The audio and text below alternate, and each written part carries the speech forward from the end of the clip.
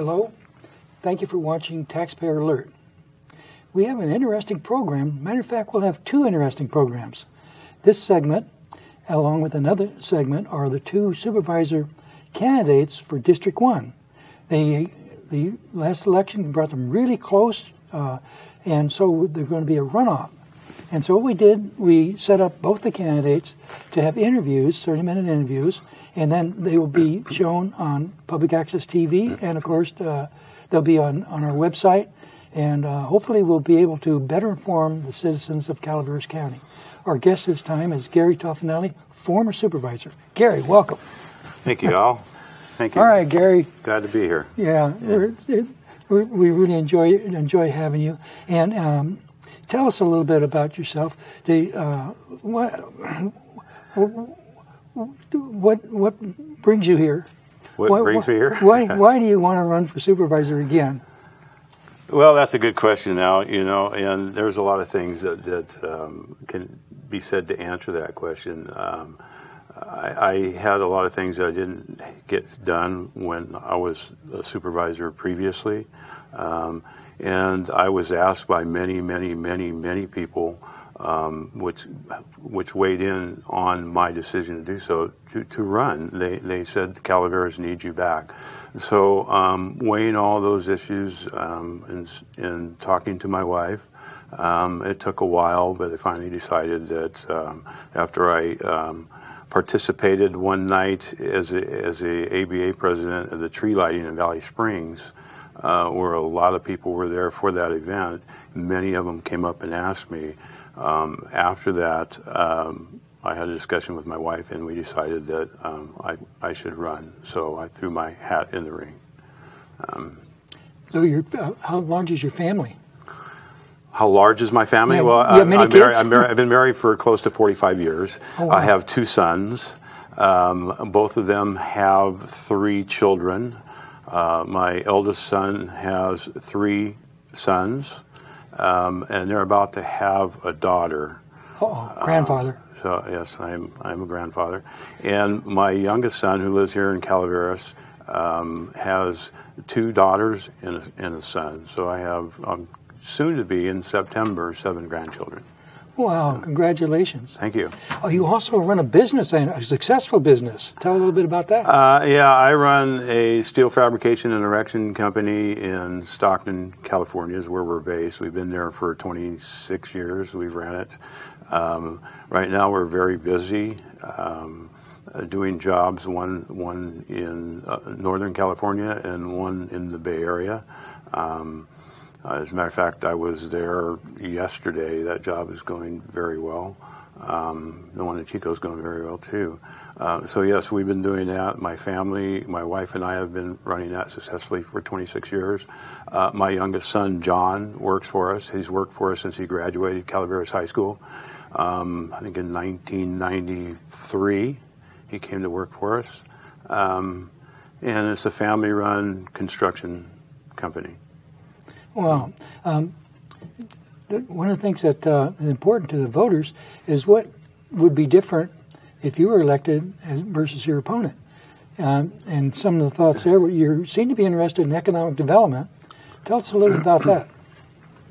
Well, Al, I was, I was an advocate while I was in supervisor the first time to hire what other counties and surrounding us and many cities across California and counties across California and other states in the United States have done to help in their economic development, and that is to hire what they call an economic development director, whose job is specifically to bring businesses that are expanding, wanting to move or start up into our county, show them what we have to offer, show them the areas that will suit them, help them get through the planning and permitting process to get going and be a successful business. I think it's time that we do that here in Calaveras County. I think it's been needed for a long time. We no longer have the cement plant. We no longer have the mills that played a key part in the economics in this county. Many people work for both of those industries that are no longer here. I think we need to have somebody full-time that's their job, is to go out and find suitable businesses for us here. And our people and our skilled workforce here in Calaveras County. Right now, I go, when I leave here, I go down 26, and I'm telling you, it is packed with people leaving the other way, going to jobs outside of this county. I think those people are all skilled, they're all professional, and they would be more than happy to find employment here in the county and not drive 2, 3, 4 hours a day to go back and forth to work. So, who would pay for the cost of this? Well, right now there's looking at the budget as they were presenting it, there's 40 unfilled general fund positions right now that are funded, but they're not filled. I think if you take and look at some of those positions, we can eliminate at least one of those and put economic development head in one of those positions and fund it through that. Those are already being carried on the books in general fund. So I think the money's there, just how you use it, and it's still an employee, but it would be a funded position. So. Does this? And I'm sorry, did I say unfunded or unfilled? I didn't mean unfunded. Unfilled, funded positions. There's been some question raised that due to the number of unfilled funded positions, mm-hmm. it sort of acts like a reserve mm-hmm. or a slush fund, because at the end of the budget, that money goes again to the department. They're calling it carryover. Yeah. They're calling it carryover. So it makes you kind of wonder how aggressively are they looking to fill those positions, or are they looking at as gap money every year to fill for the budget, this carryover, right. Because they're expending all the other funds other than this carryover from unfunded. I mean, I keep saying unfunded, but I'm sorry, but funded unfilled positions right. on the payroll. So okay, it looks like that's also something that supervisors might be interested in. Is to not it works apparently, mm-hmm. So it's not something that that's a big dark cloud overhead, but we should know what's happening with that. Well, if they fill the 40 positions and there's no more carryover money, and they've got to find money somewhere else next year, because they keep wanting to carry this over, those positions are funded, and they should be actively pursuing employees to fill those positions, right. because there's a lack of service in those positions right. that are supposedly needed by the departments that the positions are open. I know at least 7, I believe it's 7, and it could be up to 9 in the sheriff's office, just for officers and for the jail. So if they do fill those positions, then that money goes away. There's no carrying it over again to next year. It's being used. We could do a whole program on the sheriff's department. Well, we probably could. Okay, the one hot button issue going on now is also becoming a very complex issue, and this is commercial marijuana and medical marijuana. Apparently, these are two different areas. I'm sure you've looked at that. What are your thoughts? Well, I said from way back when I started this campaign, and it started moving forward, that they needed to do something back in January with this. It certainly got, in my opinion, out of control. And trying to do something in mid-season in May with an emergency ordinance has not really helped. From what I understand today, I was told, I had a conversation with somebody that was standing outside Government Center today, that there were people lined up around the corner trying to get permits to grow this stuff. There's a lot of things that I believe that are not being covered under this emergency order that was put in place. I would be in favor, and why I don't know. They didn't wait until January 2018 when the state of California Prop 266 comes in, and it puts out the guidelines for what is needed, the permits for growing it, not only a county permit but a state permit, permits for transporting it. Not only a county, but again, a state permit for that, and it's supposed to go to labs to be tested to make sure there's no pesticides or other toxins in it for people to consume. Right. And then to the sales point, which needs another permit, not only from the county, but the state. Right now, the state is not in line, so the permits are being issued. They're only county permits. They're not in line with the state. The state has no guidelines. Well, they have guidelines set up, but they're not enforced right now until January 2018. Again, like I said, so you're not getting any state help or aid at this time in any enforcement of this stuff because it's not enacted yet. Right. So it should, in my opinion, they should have waited until at least January of 2018 to find out exactly what's going to happen with the state and what even till November of this year with the initiative on the ballot for the state of California to make it legal. Does that mean that people now can just grow it themselves? 4, 5, 6 plants like you needed a card before, but right. those people could still grow up to 6 plants right. with their card. Now there's no longer a card needed. Can they just grow their own 6 and not be worried? Will they be growing it in their garden when they grow their tomatoes and right. cucumbers or what have you? Is that going to drive this all down? Because the state also says during part of 266 that it's not to be interstate transported.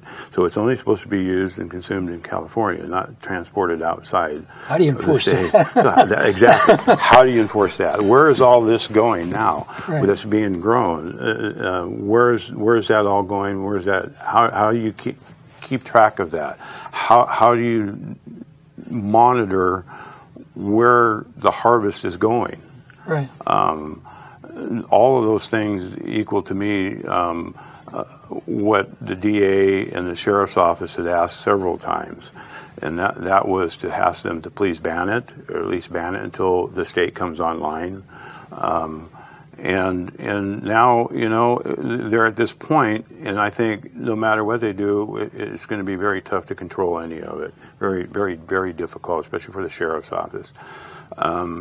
So, it's also possible that it should be, it's very, very many opinions on this, very varied opinions on it.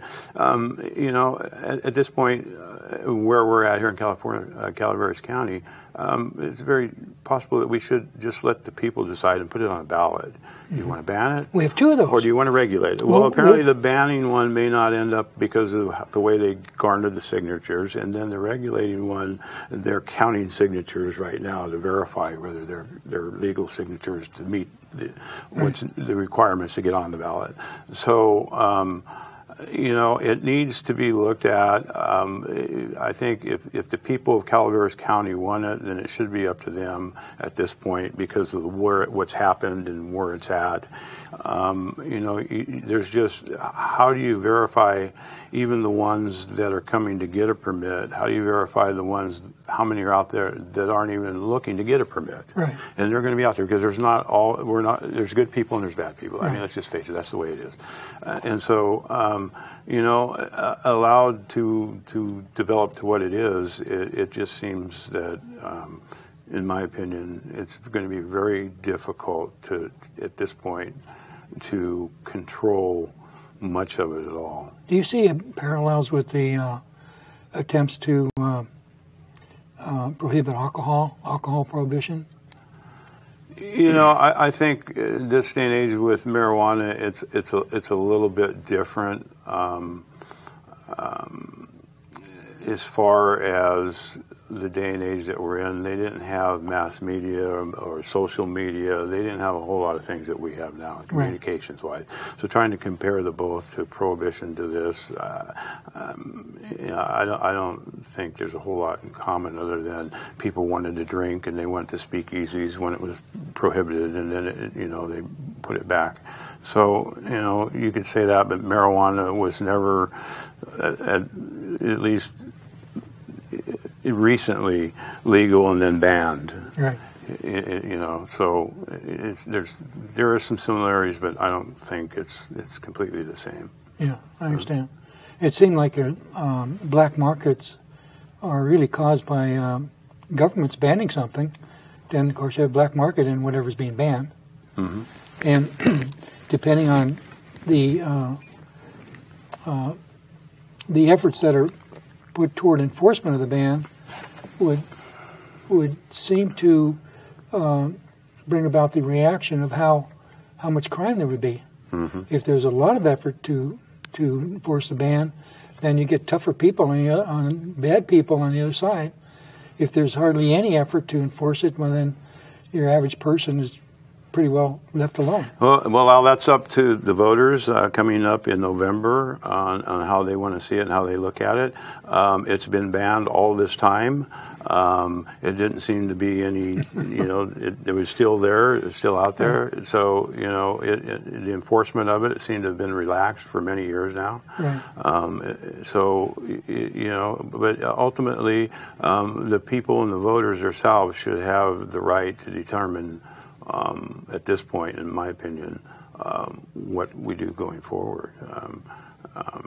Should we ban it and should we regulate it? You know, and there's groups out there trying to get both of those initiatives on the ballot this time, along with the one statewide to legalize it. So what will that do to change things if it becomes legal? You know. We're looking at something that we really don't know yet until we get there. A lot of my friends are on opposite sides. I have friends on opposite sides too. I'm telling you, it's just become in 2016. I grew up back in the 60s, and I'll tell you, never ever back in the 60s or even to the point several years ago did I ever think that we would be sitting here. Even the first time around in 2008, it didn't even consider that we would be sitting here discussing marijuana and legalities of marijuana. Right. It's just where we've come in, you know, to in 2016. One of the things that is apparent, though, when we had alcohol prohibition, it was done by constitutional amendment, and so it was legal constitutionally. And then when they want to quit it because of the negative consequences, they had to pass another constitutional amendment, which repealed it.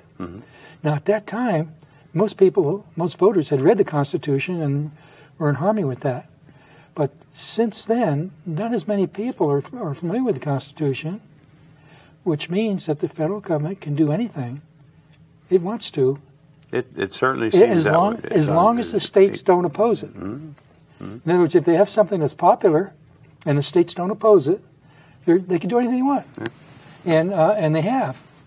One of the things that is interesting is many people are wondering, if the federal government bans marijuana, why don't they raid these pot shops, these dispensaries? They can't, because of the very Constitution that they've sworn to uphold. The state takes precedence, unless they have constitutional authority. Correct. Yeah. Not many people are aware of that. Anyway, all right, next, we talked about budget a little bit. Do you have other thoughts on the budget? We talked about sometimes where money is put aside and unfunded, unfilled positions.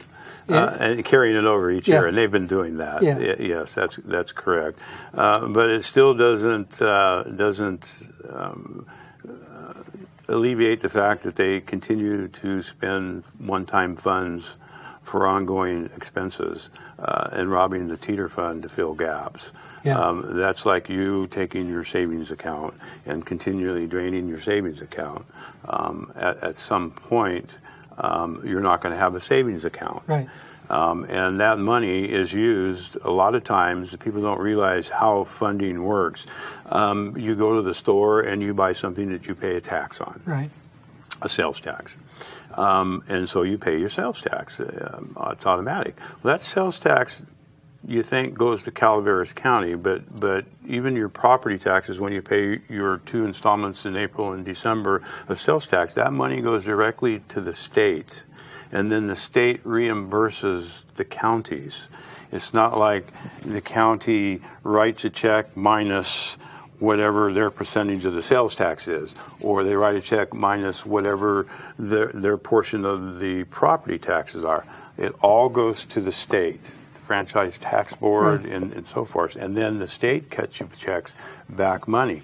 A lot of times that money doesn't come in until June or December.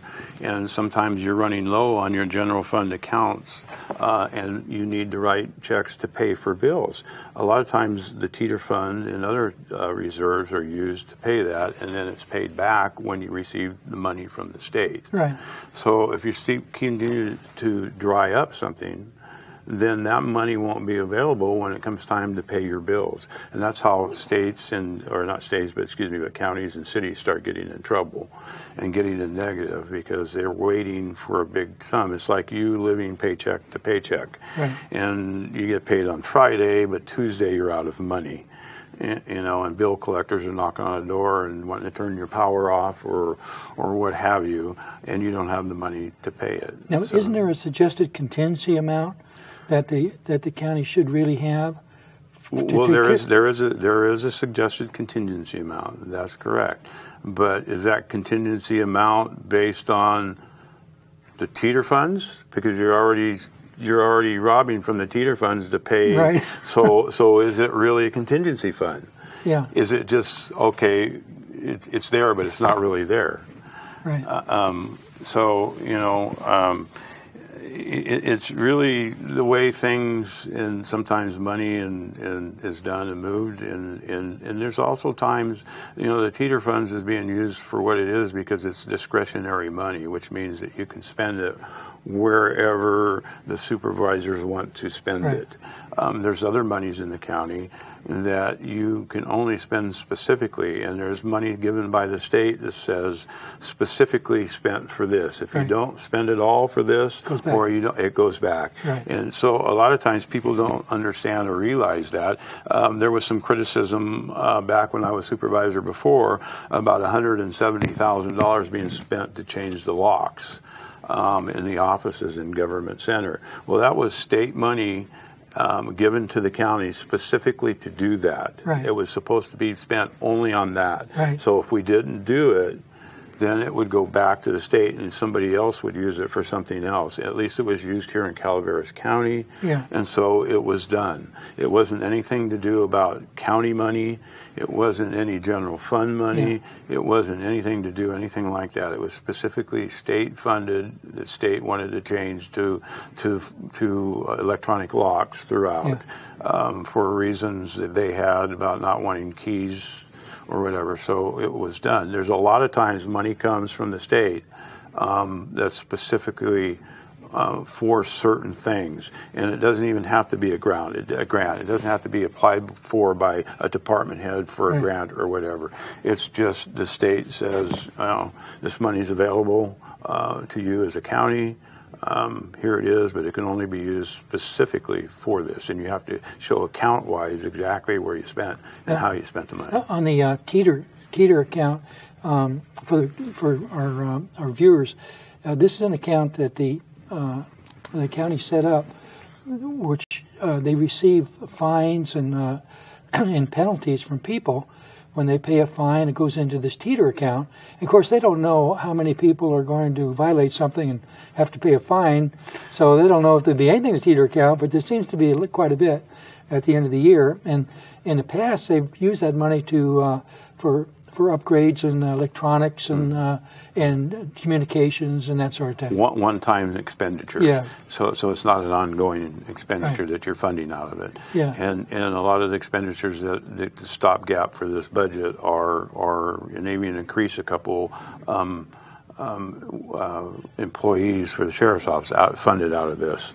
So it's not being used specifically for we've balanced our budget on the monies we have. We know we have coming in and so forth. Now we have the teeter fund, and gee, we'd like to tear down the old jail and get rid of that eyesore and get rid of the asbestos that's in it, and maybe put something there that would be very nice. And we could be usable either by the public or what have you. That's not being done because the money is continuously being used to balance the budget. Yeah. So I would look to change that. I would look to use available funds that we have to balance our budget that we know, and then use to spend some of that money on what we need to move forward here in the county as far as government center. I don't know if you've seen government center lately, and even the jail. It's very antiquated and just being left the old jail. The old jail, not the new one. The old jail has just been left there to sit to be. What could be done with that? Well, I think it needs to be just tore down and hauled away.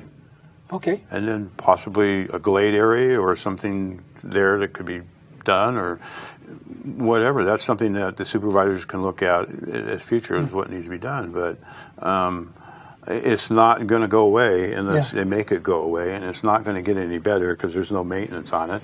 There's a canopy. I don't know if you've seen the green.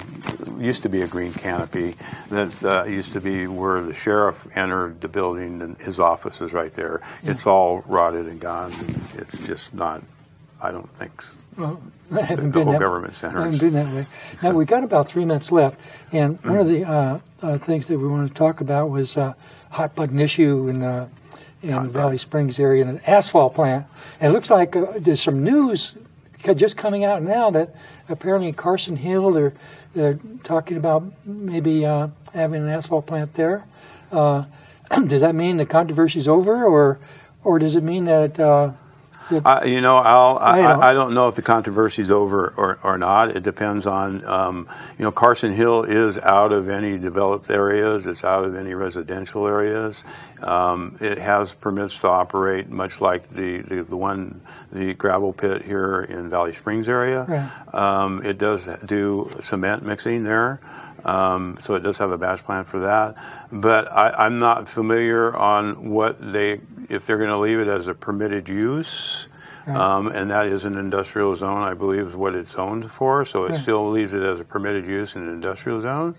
Or if they're going to put some conditions on it, which they can limit, hours or trucks, or at least have some control if they get a number of complaints from people in that area. Yeah. So I don't know where it stands. I did see that it is gone. At least the batch making equipment is gone. Right. Apparently it's been shipped to Carson Hill. Right. So it's no longer going to be in the area that it was designated to be. So, what are your parting thoughts? My parting thoughts on Calaveras County and running for supervisor. My parting thoughts are, I love Calaveras County. I've lived here for many years. My kid was raised and graduated high school from here. I was born and raised in Amador County.